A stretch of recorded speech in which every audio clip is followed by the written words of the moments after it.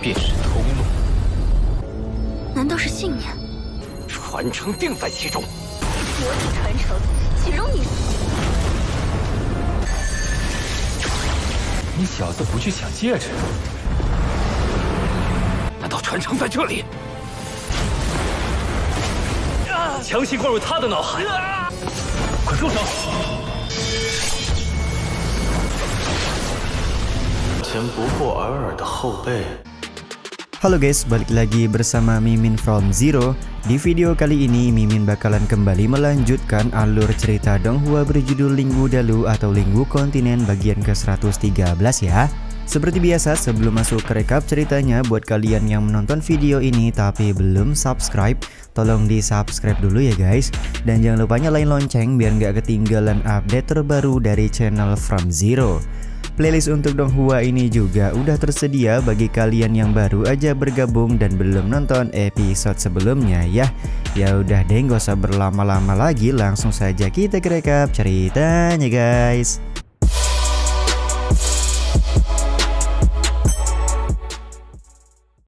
Cerita episode kali ini dimulai dengan leluhur Sengju yang berhasil masuk ke dalam makam warisan Kaisar Iblis. Tentu hal ini membuat orang-orang kaget karena ternyata ada yang berhasil menembus formasi pelindung makam. Salah seorang kultivator tua menganggap kekuatan kematian yang dimiliki oleh leluhur Sengju mirip dengan warisan Kaisar Iblis. Jadi hal tersebutlah yang membuat leluhur Sengju bisa masuk ke dalam makam warisan. Meskipun orang-orang menganggap masuk ke dalam makam warisan merupakan hal yang sulit, namun tidak dengan Chen Tian karena Bang MC tampak percaya diri bisa memasuki makam tanpa perlu menunjukkan kekuatan. 看好了，便是通路。难道是信念？ Keberhasilan Chen Tian masuk ke dalam makam warisan Kaisar Iblis membuat Yirong memahami kalau jalan masuk ke dalam makam warisan merupakan keyakinan diri sendiri. Benar saja, setelah mencoba teknik yang sama seperti Chen Tian, Yirong berhasil masuk ke dalam makam warisan Kaisar Iblis. Namun makam warisan terlihat berbeda karena ternyata Yirong dibawa masuk ke sebuah tempat lain. Sementara itu Chen Tian berhasil menemukan tubuh Kaisar Iblis Jiaoyu. Mudahnya menemukan tubuh Kaisar Iblis Jiaoyu membuat Chen Tian sedikit curiga. Namun Tuan Jian memberikan informasi bahwa Kaisar Iblis tersebutlah yang membuat semuanya menjadi mudah. Dengan kata lain, Chen Tian memang sudah ditakdirkan datang ke tempat ini tanpa kesulitan. 这是不是太简单？传承肯定就在这儿。 Beberapa saat kemudian leluhur Sengju juga tiba di tempat yang sama dengan Chen Tian. Dia pun segera meminta Chen Tian untuk segera pergi karena merasa heran kultivator tingkat Martial King kok berani ingin berebut warisan melawan dirinya. Ketika leluhur Sengju ingin mengambil cincin ruang dimensi yang berada di tangan Kaisar Iblis, tiba-tiba saja datang orang lain yang menghentikan leluhur Sengju. 传承定在其中。魔体传承，岂容你？ Ternyata Yirong sudah dirasuki oleh seseorang yang menggunakan tubuhnya untuk mengambil warisan Kaisar Iblis. Wanita yang mengambil alih tubuh Yirong diketahui pernah dipenjarakan oleh Kaisar Iblis selama 1000 tahun. Jadi dia tidak menyangka setelah kematian Kaisar Iblis, dia malah mendapatkan warisan dari orang yang sudah mengurungnya. Kemunculan Yirong tentu saja membuat Chen Tian kaget. Akan tetapi Tuan Jian menjelaskan kalau Yirong sudah dirasuki oleh roh jahat bunga kematian. Tanpa adanya bantuan dari api neraka Jiaoyu, Tuan Jian pesimis bisa menyelamatkan nyawa dari Yirong. Sementara itu leluhur Sengju melakukan pertarungan sengit melawan roh bunga kematian karena dia ingin merebut cincin ruang dimensi. 你小子不去抢戒指？ Di saat yang sama Tuan Jian bertanya kepada Chen Tian kenapa dia tidak ikut memperebutkan cincin ruang dimensi tersebut.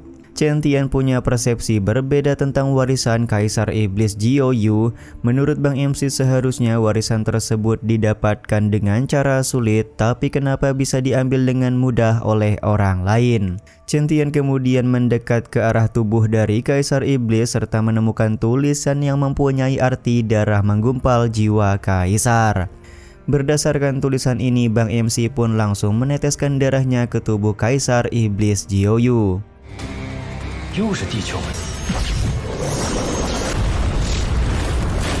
Benar saja, setelah Chen Tian meneteskan darah, tubuh dari Kaisar Iblis Jiuyu mengeluarkan fluktuasi energi spiritual. Di saat yang sama, cincin ruang dimensi yang sedang diperebutkan hancur lebur karena terkena serangan dari leluhur Sengju.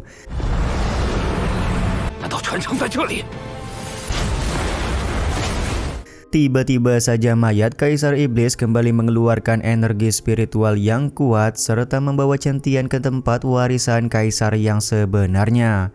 Tuan Jian dan Tuan Ling Tian kemudian keluar untuk melihat secara langsung sisa tubuh fisik dari Kaisar Iblis Jiuyu di dalam ruangan. Ternyata tubuh fisik Kaisar Iblis Jiuyu masih hidup dan langsung berbicara kepada sisa jiwa dari Tuan Jian dan Tuan Ling Tian. Tuan Jian pun langsung nyeletuk kalau Kaisar Iblis Jiuyu memang mampu melawan langit, tapi pada nyatanya dia juga harus mati di tempat seperti ini. Kaisar Iblis Jiuyu meminta Tuan Jian untuk menghentikan omongan karena dia tidak ingin mengingat-ingat kembali kesalahan di masa lalu. Dia juga sangat senang karena pada akhirnya Chen Tian sudah tiba di tempat ini. Ternyata Kaisar Iblis Jiuyu sudah mengetahui kalau Chen Tian mempunyai martial spirit ganda serta mempunyai tubuh 10.000 roh. Dengan bakat seperti itu, maka Kaisar Jiuyu yakin kalau Chen Tian akan menghadapi bencana Kaisar di masa depan.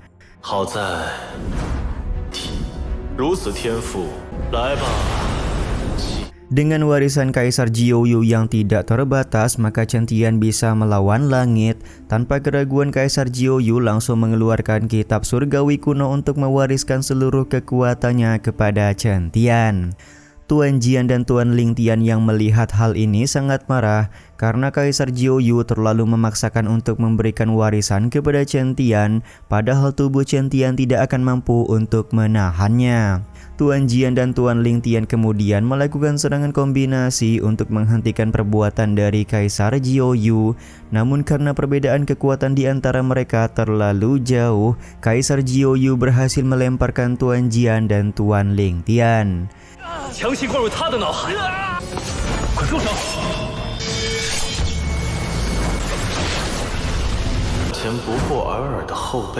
Di masa lalu kalian berdua hanyalah seorang junior yang tidak berarti bagiku. Beraninya sekarang malah menentang kehendak Kaisar, ucap Kaisar Jiuyu kepada Tuan Jian dan Tuan Ling Tian. Kaisar Jiuyu juga kembali menekan Tuan Jian dan Tuan Ling Tian agar mereka berdua tidak bisa bergerak.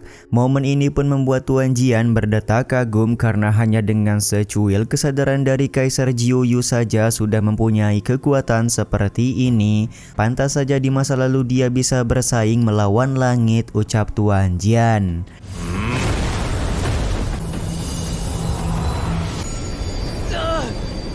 Kaisar Jiuyu meminta Chen Tian untuk tidak melakukan perlawanan dan sepenuhnya menerima warisan yang dia berikan. Chen Tian tampak sangat kesakitan dan kembali mengingat-ingat wanita yang masih harus dia lindungi. Di sini Kaisar Jiuyu sudah sangat percaya diri kalau kitab surgawi kuno yang dia wariskan akan membuatnya terlahir kembali ke dunia ini. Tentu semua itu untuk membalaskan dendam kepada langit yang belum terselesaikan.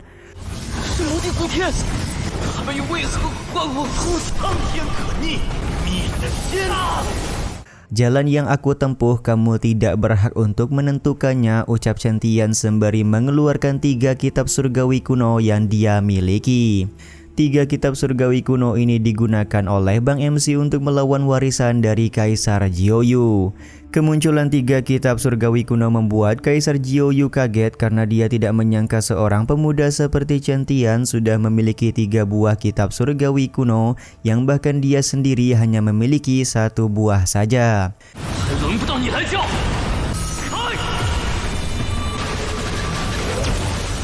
Kemunculan 3 kitab surgawi kuno ini juga sekaligus menutup episode kali ini ya guys.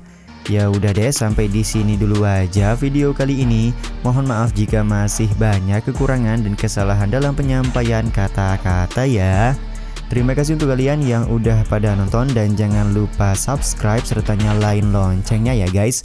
Mimin selaku penulis narasi, tukang voice over dan tukang edit video pamit undur diri. Salam hangat, see you in the next video. Bye bye guys, see you next week.